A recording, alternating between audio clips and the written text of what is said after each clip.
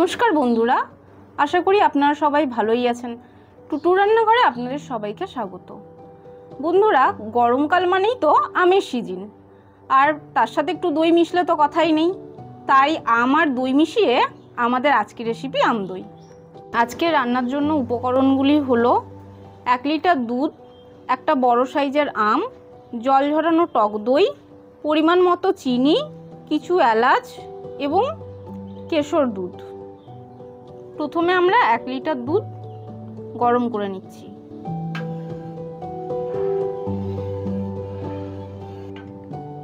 দুধটা আমরা জাল দিয়ে 850 গ্রাম মতো করে নিচ্ছি, এতে দুধটা ঘন হয়ে যাবে।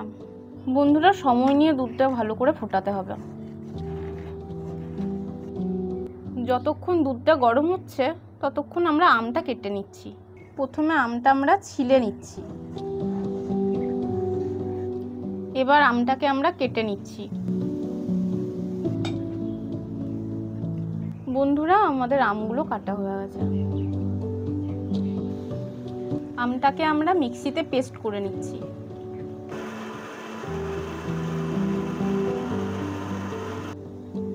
এবার আমাদের আমের পেস্টটা তৈরি হয়ে গেছে। আমের পাল্পটাকে আমরা একটু ফুটিয়ে নিচ্ছি। আমাদের আমের পেস্টটা এবার ফোটানো হয়ে গেছে। টক দইটা এবার আমরা ফেটিয়ে নিচ্ছি। খেয়াল রাখবেন দইটাতে যাতে কোনো লাম্পস না থেকে যায়। দুধে আমরা 2টো এলাচের দানা দিয়ে দিচ্ছি।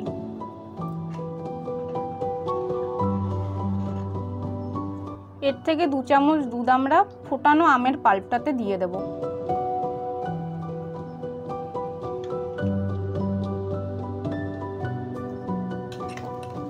এবার এতে আমরা ফাটানো টক দইটা দিয়ে দেব।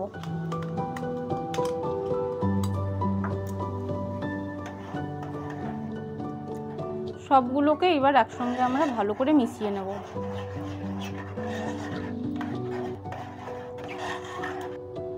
এবার আমাদের আম ও টক দইয়ের মিশ্রণটি প্রস্তুত হয়ে গেছে। দুধটা হালকা গরম আছে, এতে দিয়ে দিচ্ছি চিনি এবং গুঁড়ো দুধ।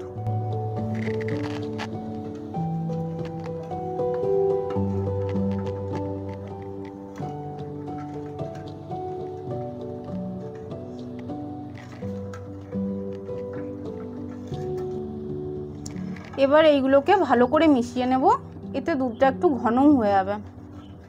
দুধে গুঁড়ো দুধ এবং চিনিটা ভালো করে মিশে গেছে। এবার আমরা আম আর দুধের পেস্টটা দিয়ে দেব।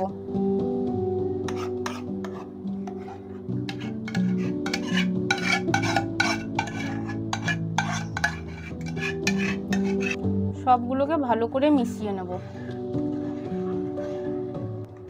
মেশানোর সময় গ্যাসের ফ্লেমটি লো রাখবেন। এতে আমরা দিয়ে দিচ্ছি কেশর দুধ। মাটির হাঁড়িতে এবার আমরা দইটা বসাচ্ছি।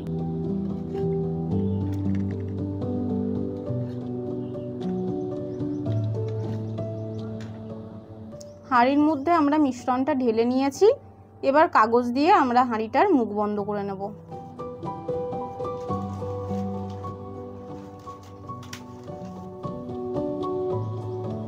এবার হাঁড়িগুলোকে ডেকচির মধ্যে 7 থেকে 8 ঘন্টা রেস্টের জন্য রেখে দেব। এবার এর উপরে আমরা একটা তোয়ালে চাপিয়ে নেব। বন্ধুরা, কালকে দইটা আমরা সারা রাত্রি রেখে দিয়েছিলাম। খোলার পরে দেখব কি রকম দইটা জমেছে।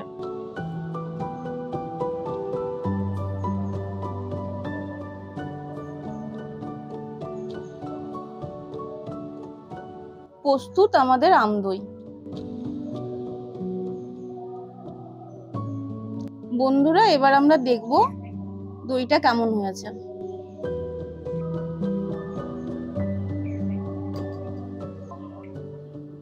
আম দই আমি প্রথমবার খাচ্ছি।